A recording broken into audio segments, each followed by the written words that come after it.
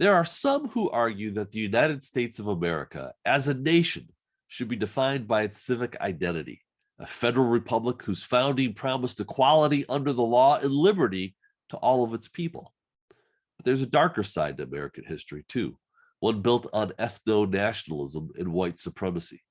Today's guest traces the rise and fall and rise again of these competing ideas over the long arc of our national history. He's Colin Woodard this week on Story in the Public Square.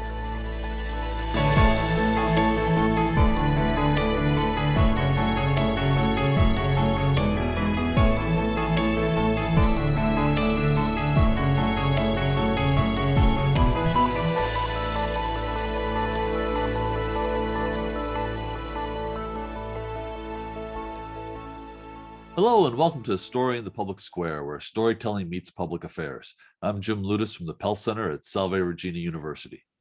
And I'm G. Wayne Miller with the Providence Journal. This week, we're joined by Colin Woodard, an accomplished journalist who has reported from 50 foreign countries. He's also a remarkably talented best-selling historian whose most recent book is Union, The Struggle to Forge the Story of United States Nationhood. Colin, thank you so much for being with us today. My pleasure. I have to tell you, your book really knocked me. I was this was probably the best sweeping, broad intellectual history of American national identity that I've read, maybe ever. So for the audience who maybe hasn't read it yet, why don't you give us a quick overview? Yeah, the question I always had is, what holds our country together? And I think a lot of people are worried about that these days. And so I wanted to look to the past to understand the story that was developed to hold the United States' different sections and regional cultures together. A previous book I wrote, American Nations, argued that there's never been one America, but rather several Americas, that the differences between, say, the Puritan colonies in New England and the Dutch settled area around New York City and the West Indies slave planter founded area in the deep South and the Scots-Irish backcountry and the Spanish settled Southwest and so on, that those differences were enormously profound in the colonial period and carried on throughout our history. Fundamentally different ideas about what kind of society should be built, about the relationship between individual liberty and the common good, between church and state, and how you identify who belongs and who doesn't. We're sort of a balkanized federation, a collection of separate nations, if you will, and always have been. So my question was, what held it together? How was a story developed that was able to bring all of these disparate regional cultures together and convince Americans that we had a shared history and past and set of ideals? Because the facts on the ground were that we didn't, all the way through into the 1870s.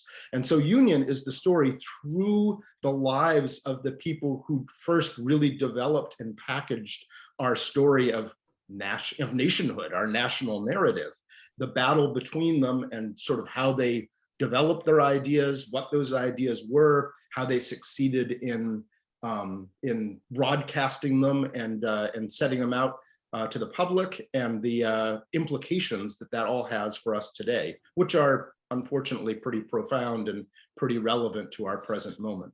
And I think we're going to get to some of that contemporary stuff in a bit, but I want to, the issue of nationhood you describe as the national narrative, right? The conception we have of being unified and one.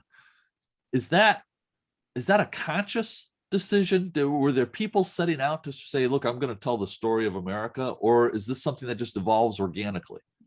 Yeah, I mean, I think for different nations, it evolves in various ways, but in our story, a few people did set out with the task of trying to create a national story of unity to define the country. At the beginning, there was these different regional cultures had risen up against a common enemy during the American Revolution. They won, they found themselves together in something called the United States, and nobody was really sure what that was. Was it a military alliance? Was it a sort of European Union-like entity that would share, trade and foreign affairs responsibilities, but the nations were sovereign? Or was it a real nation state? Nobody knew. And so a few people actually set out, took it upon themselves, had the audacity and the connections and the wherewithal to try to put forward a story in the 1830s of what the United States was, a story that would hopefully paper over those profound divisions between the different regional cultures and create a myth, if you were, that Americans could hold on to, hopefully a successful myth. Ultimately, it was a successful myth. But the problem was that there was more than one of them. And there wasn't it wasn't as though our central government wasn't designed to have, say, a ministry of culture like a European state would, that would develop such a narrative and send it out through the public school systems and the like. In our country, with the skepticism of the central government, especially in the early decades, it was necessary for individuals to come up with an idea and try to succeed in selling it and broadcasting it across the Federation in a sort of epic battle of ideas and a struggle in the media environment of the 19th century. So you follow the lives of three prominent American thinkers from the 1820s through the end of Reconstruction. And we want to get into each of the three. And why don't you start with George Bancroft? Who was he? What was his contribution to the notion of nationhood? And what did you write about him in Union? Yeah, my goal was, I knew that through into the 1870s, most Americans realized that our country was divided into those different regional cultures. So I wanted to go back to the beginning of the phenomenon.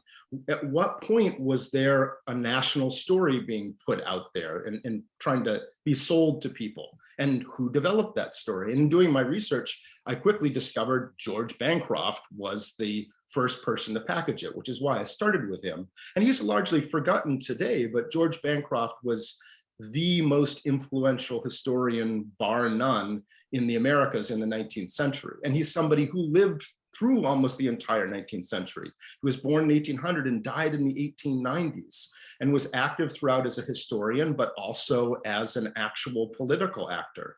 He served as Secretary of War and Secretary of the Navy under the Polk administration. He was our ambassador to Germany and to the United Kingdom. He played a critical role in some of the events in our country, as well as putting forth this first packaged national narrative. And so it was he who, through his histories, first created this story, this sort of myth that Americans had a shared past and a shared set of ideals that held them together, and put that forward rather convincingly to the American people at a time in the 1830s when they were really hungry for such a story. Were his histories, to use a modern term, bestsellers? Were they widely read? Were they discussed? Who was the market and the audience, and who bought and read his histories? Yes, massively so at the time. His 10-volume History of the United States was the main vehicle through which he proselytized this national story of the United States.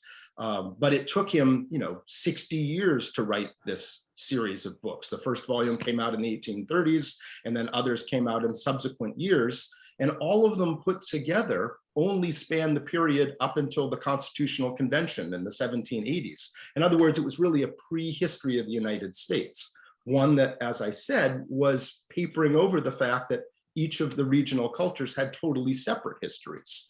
And people wanted to hear this story. So yes, they were massively successful books, cultural and media events at the time, each and every one, that transformed the way people were then writing about America's history, the way history was being taught in universities, the way politicians were talking about America and its ideals, including Bancroft himself, who was the Democratic Party boss of Massachusetts and even ran for governor there.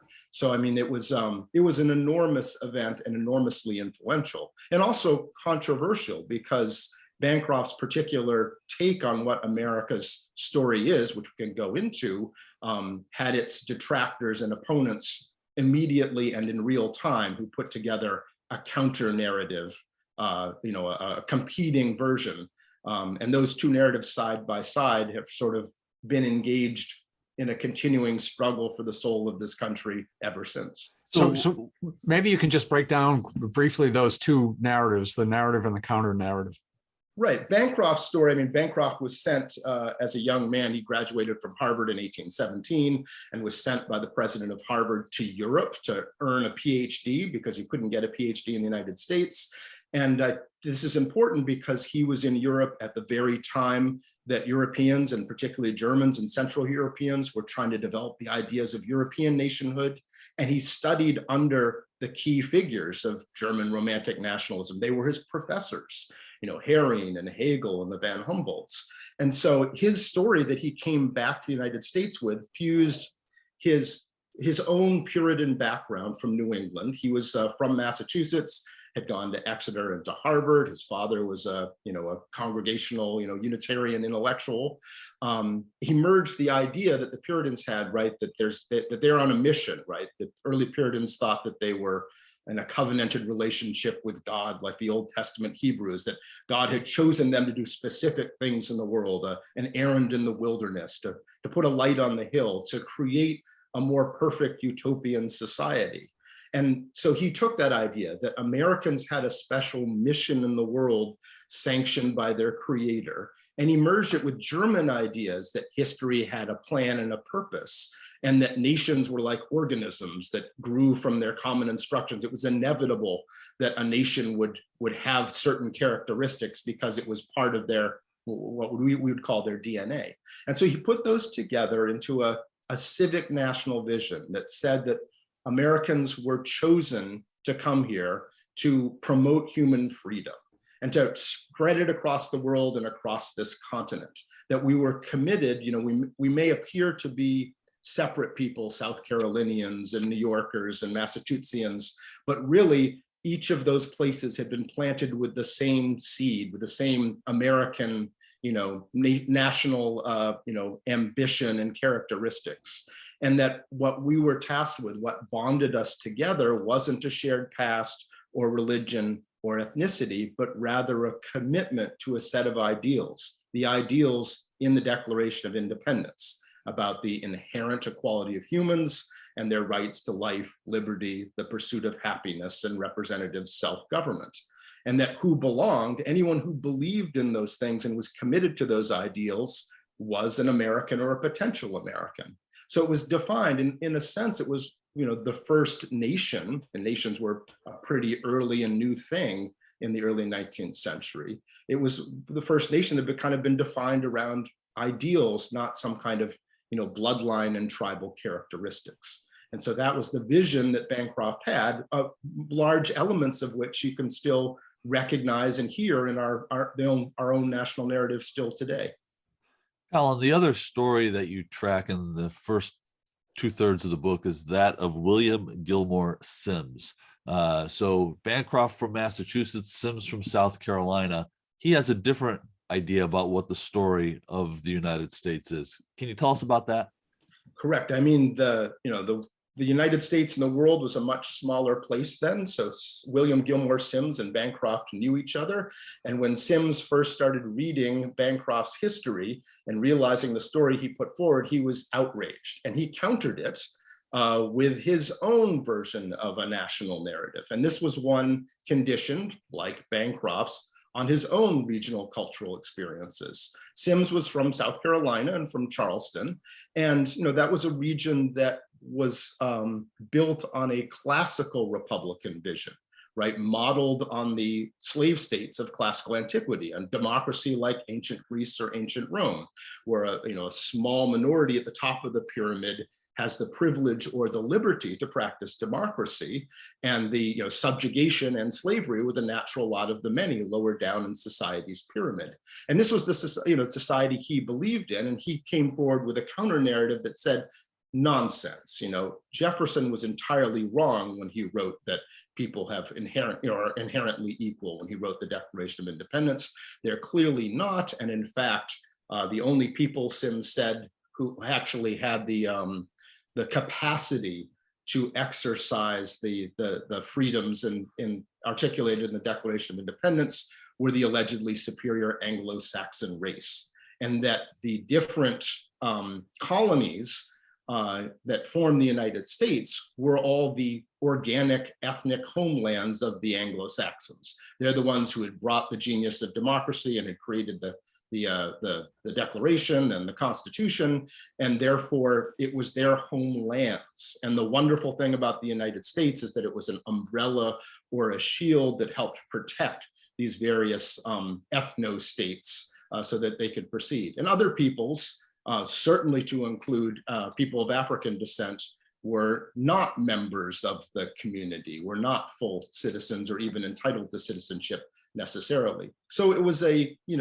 ethnic-based, bloodline-based definition of what an American was that was inherently exclusionary and, ultimately a white supremacist model. It would evolve over time from the belonging group being Anglo-Saxons to being more broadly Protestants, to eventually include Catholics. And, it's been with us for a long time. But the point is, there's always, based on bloodlines and cultural lines, certain people who belong to the community and others who do not and who are excluded based on those things, and an ethno-nationalist definition.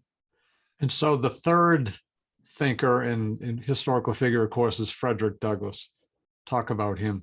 Yeah, he was the pivotal figure in this story because he's a little bit younger than Sims and Bancroft were. And he, of course, was a escaped enslaved person. He'd escaped slavery in the eastern shore of Maryland, had gotten to the north, had been discovered by the early abolitionists, the Garrisonians. The key thing, the way that you disseminated ideas and won the battle of ideas then started with people giving public orations. And people would attend those orations at those speeches at a major hall, and people would then talk about it afterwards and tell their neighbors and stuff, because there wasn't a lot of stuff going on back then. The newspaper would come and would often, if it was an important speech, actually transcribe the entire speech, lay it out and print it in their next edition. And that newspaper would get distributed and it would go on a ship and reach the next city. And the newspaper editors there would subscribe to the other papers. And if they really liked the speech, they would go out and take all the letters in their printing press and actually reprint the whole thing. They would retweet it, if you will. If they were outraged by it, they might take a segment of it and reprint it with a comment above it, right? Retweeting with comment. It worked a lot like Twitter, but much slower. And those ideas would move around and eventually spread from place to place, and somebody else might counter them. Sims might hear about Bancroft speeches in that way and step up and be invited to speak in an August hall in South Carolina and restart the process. And the most important speeches would form books. And this was how the battle, the media battle over ideas happened. And I tell you this because the Garrisonians took Frederick Douglass, who was working as a day laborer in the docks of New Bedford, and they saw that he had an incredible story to tell. And a first-person, first-hand account of slavery and the way it corrupts, both the enslaved and the masters. But also, he was staggeringly gifted as a public speaker, and he had covertly, even though it was illegal to teach slaves to read and write, he had covertly learned and was a great writer as well. So they grabbed him and they put him full-time on their speaker circuit, sending him by train all over the northern tiers of the country, all the way out to Ohio and Michigan, giving multiple speeches a day at a time when giving these speeches was an incredibly consequential, media lever and way of getting ideas out. And he became very quickly one of the most, famous and notable people in the United States and even in the Anglo-American world. When the Fugitive Slave Act came out, he actually had to flee to Ireland and the United Kingdom, where he did a speaking tour there to audiences of thousands. And so he became incredibly influential. And what he was saying, in essence, in all of his speeches and writing, is he was taking that civic national story, right? That what bonds Americans together is fealty to the ideals in the Declaration of Independence, and saying these are great ideals and Americans are obviously not achieving them. They remain aspirational ideals, and that you, and he was speaking mostly to white Northerners, should defend those ideals. He was imploring white Americans to do so as in the years leading up to the Civil War. And he wanted not only that, African Americans be brought into the circle of belonging, but also he was standing up for almost any oppressed group at any one time. He was close friends with Susan B. Anthony and spoke at the Seneca Falls Women's Convention in favor of suffrage. When he was in Ireland, he arrived in Ireland, the United Kingdom, right after this potato famine had begun, and was, arguing against the oppression of the Irish to English audiences and Scottish audiences. And when the Chinese Exclusion Act was happening, he was speaking for the rights of Asian Americans. So, I mean, he was really committed to that civic national vision. And in his speeches, because he understood the tragedy that Americans hadn't achieved these ideals, that they still needed to be fought for, his writings and descriptions of our national purpose remain some of the most evocative and relevant ones to this day. And you'll find, pieces and metaphors and ideas from them scattered throughout, all of our speakers who start talking about the United States' story ever since. So, I mean, enormously pivotal figure in the creation of our national story, who helped influence, Lincoln at Gettysburg, the Gettysburg Address, to commit the nation to the struggle for those ideals, to say for the first time in the middle of the Civil War that this was what the Civil War was really about. I mean, he just had an enormous influence on our national story. So, Colin, you mentioned the Civil War, and we've got about 5 minutes left here, and we want to make sure that we spend a little time talking about America today. But you mentioned the Civil War, and what I took from your history of both the Civil War and the period of Reconstruction is that while civic nationalism emerges from the immediate aftermath of the war, over the long period of Reconstruction and then the decades that follow, it's really the rise of the ethno-national identity that Sims advocated rather than the civic nationalism of Bancroft and Douglas. Is that an accurate summation? That's correct. I mean, that's the tragedy of our story. I mean, in the battle over what kind of nation the United States should be, the South lost the war, but indeed won the peace. And Reconstruction failed. And, I think anybody in the 1870s would have been surprised that by the 1910s and 1920s, these two stories were in competition and fighting each other from the 1830s onward, including in the Civil War itself when it came to actual, fighting and blows. And it's in the 1910s and 1920s that one of them finally becomes dominant. And it is indeed that white supremacist model, sort of in the Woodrow Wilson presidency days, when all these Confederate statues we see being taken down were put up with the height of Jim Crow, when the United States passed an immigration act based explicitly on defending the Anglo-Saxon character of the country with race and ethnic-based quotas to do so. I mean, it was a very ugly period in which, in North and South, in the aftermath of the Civil War, that ethno-nationalist narrative triumphed. It would be overthrown again in the 1960s, and that our civic national narrative then, became the consensus narrative. But it wasn't until then, until the 1960s, that was the case. And one of the reasons that the battle for the soul of this country is so profound is precisely because the ethno-national alternative has indeed been the dominant force in our country in our not so distant past. And not so distant, it seems that the 2016 hung on that idea of America as an ethno-nationalist state. Where are we now? What's the state of play right now in terms of the story of America? Right. I mean, Trump and Trumpism draw a great deal on this ethno-national idea, right? There are some people who aren't real Americans and who don't belong. And, I think it all culminated even on January 6th, where you're seeing the Confederate flag brought into the Capitol Rotunda, the resistance to replacing, the monuments of notorious Confederates and others. This is a battle over precisely this again. So it's never completely gone away, but ethno-nationalism is definitely in a resurgence like we haven't seen in my lifetime. And because of the faults in our country, the fact that we're balkanized with these different tectonic plates of different regional cultures with different views on this. And the fact that it's our national narrative, our civic national story, that is the glue that holds us together. It's always very dangerous for the United States when people start pouring solvent and challenging that civic national story. There's not a lot to fall back on, because the ethno-national one, Anglo-Saxons are not a majority in this country these days, so it's not a recipe for union, but rather disunion. Well, and I know you've given some thought to what we need to be doing to work on that new American story. We've got a little bit more than a minute left. What should we be doing as citizens? Right. It's essential for any country to have a national story, whether it's Japan or Germany or Iceland or ourselves. And we've kind of dropped the ball on it, right? People after the Cold War and globalization started thinking nations wouldn't matter and that our national story wouldn't matter. It matters a lot. Individuals need it. So we need to revisit that civic national story and those ideals in the Declaration and repackage them and articulate them for today. And people should define politics that way.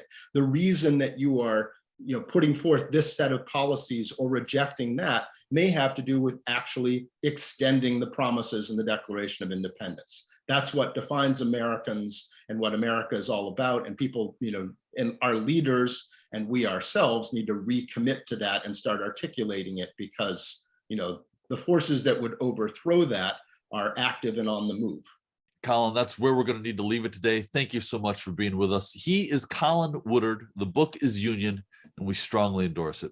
That's all the time we have this week, but if you want to know more about Story in the Public Square, you can find us on Facebook and Twitter, or visit pellcenter.org, where you can always catch up on previous episodes. For G. Wayne Miller, I'm Jim Ludis, asking you to join us again next time for more Story in the Public Square.